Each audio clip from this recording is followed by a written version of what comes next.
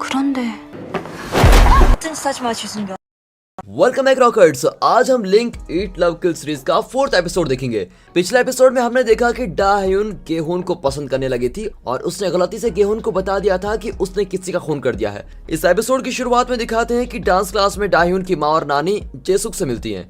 उसके हाथ पैर पर लगी घाव को देखकर दोनों सोचते हैं कि इसे जरूर उसके पति ने टॉर्चर किया होगा, लेकिन इसके लिए हम अपनी और डाह्यून की लाइफ को क्यों बर्बाद करें। ये सोचकर दोनों फैसला कर लेती हैं कि वो किसी का खून नहीं करने वाली। फिर दोनों घर लौट आती हैं। यहाँ डाह्यून को नींद नहीं आती और उठकर बाहर आती है तो अपनी माँ और नानी की बातें सुन लेती है। दोनों डिस्कस कर रही होती है कि अगर हम जेसु के पति का खून नहीं करेंगे तो जेसु से छुटकारा कैसे मिलेगा। ये सब सुनकर डाह्यून चुपचाप कमरे में चली जाती है और कंफ्यूज होती है कि ये दोनों हमेशा कत्ल करने की बातें क्यों करती रहती है। उस दिन अगर ये दोनों ली की लाश को फ्रिज में नहीं छुपाती तो हमें डर डर के जीना नहीं पड़ता।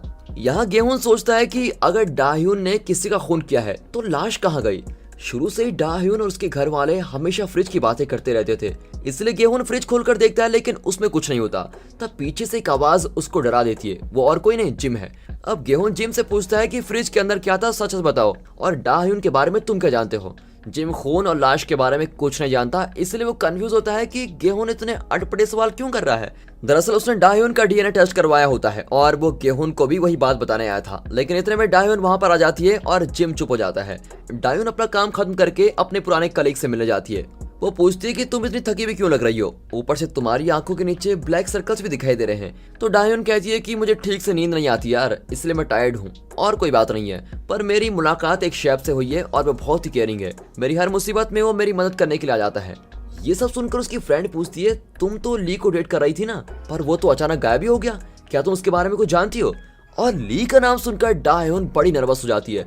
उसकी फ्रेंड कहती है कि ली की फैमिली मेंबर्स मेरे ऑफिस में आकर पूछताछ कर रहे हैं। एक औरत भी उसके बारे में पूछ रही थी। वो देखने में बड़ी अजीब लग रही थी और कह रही थी ली अपना फोन भी नहीं उठा रहा है, तुम भी जरा केयरफुल रहना। अब डाह्यून रेस्टोरेंट लौट रही होती है कि यूकेन वहां जाती है। वो बताती है मुझे गेहून के रेस्टोरेंट में शेफ की जॉब मिल गई है, अब तुम और मैं एक जगह काम करेंगे, और ये कहकर वो बहुत ही खुश होती है। फिर वे सब रेस्टोरेंट में बातें कर रहे होते हैं तो जिम कहता है कि यहाँ एक बड़ा चाकू हुआ करता था जो अचानक गायब हो गया। तब गेहून डाह्यून को देखता है और डाह्यून कहती है कि तुम मुझे क्यों घूर रहे हो, तुम्हारे चाकू का मैं क्या करूंगी, मैंने चाकू नहीं लिया है। इस तरह ये दोनों इनडायरेक्टली बातें कर रहे होते हैं। जिम और यूगेन के कुछ भी समझ में नहीं आता। तब दिखाते हैं कि वो चाकू पास वाले एरिया के एक टैक्सी ड्राइवर के पास है और उसकी पत्नी कंफ्यूज होती है कि ये चाकू यहाँ कैसे आया। रेस्टोरेंट के बाहर गेहून डाह्यून से पूछता है कि चाकू का नाम सुनकर तुम्हारा पसीना क्यों छूट रहा है, क्या तुम मुझसे कुछ छुपा रही हो। डाह्यून चिढ़कर कहती है कि अरे मैं नहीं जानती तुम्हारे चाकू के बारे में। आगे वो कहती है कि मैं खुद ही अपनी प्रॉब्लम्स को सॉल्व कर लूंगी, तुम सिर्फ इतना बताओ तुम मेरे बारे में इतनी केयर क्यों करते हो। अब इन दोनों को देखकर यूगेन जिम से पूछती है कि क्या ये दोनों लवर्स हैं। जिम ना में जवाब देता है। तब उसके फोन पर डीएनए टेस्ट का रिजल्ट आ जाता है, लेकिन फिलहाल रिजल्ट किसी को नहीं बताया जाता। अब रात के समय जिम गेहून से पूछता है कि इस एरिया में रेस्टोरेंट खोलने के पीछे तुम्हारा असली मकसद क्या है। वो बताता है कि मुझे एक इंसान की तलाश है।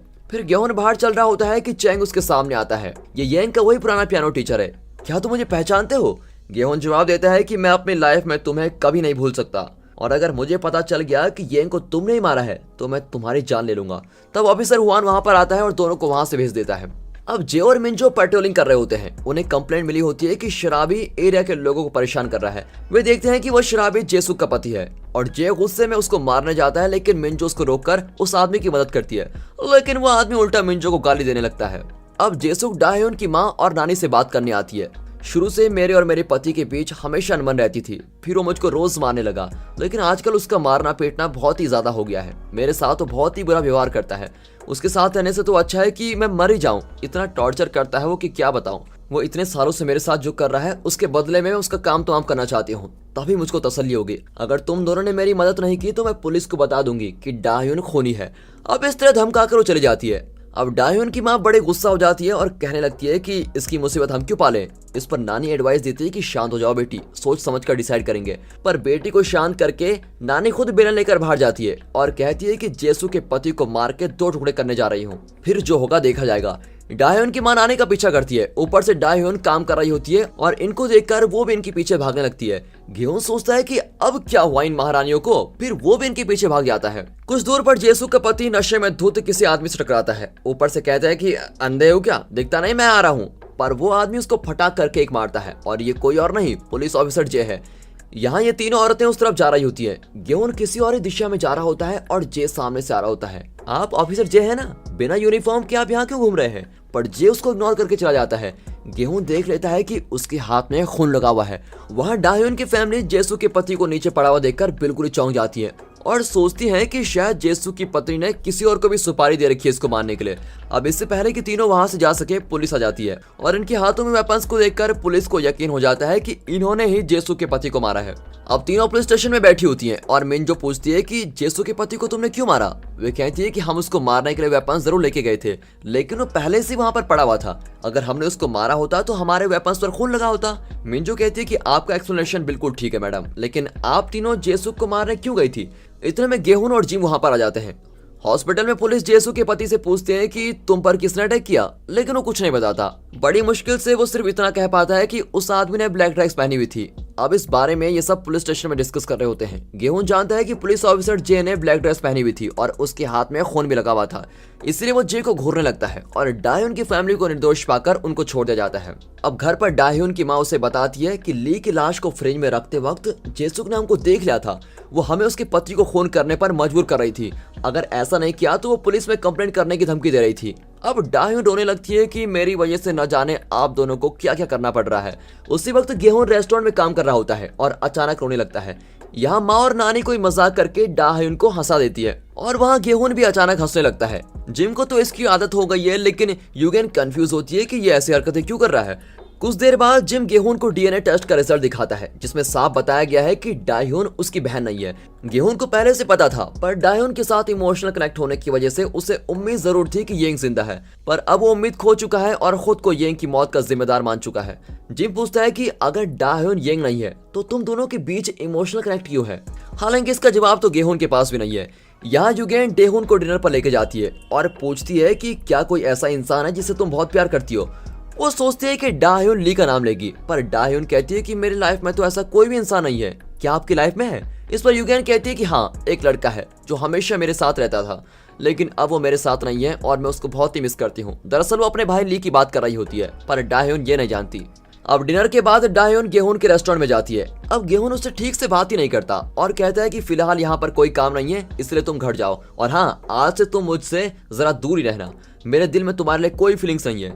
तुमने मदद मांगी थी, इसलिए मैंने तुमको यहाँ पर काम दे दिया। अचानक गेहून मुझे इग्नोर क्यों कर रहा है? ये सोचकर डाह्यून बहुत ही उदास होती है और घर चले जाती है। घर पर डाह्यून गेहून के बारे में सोच रही होती है।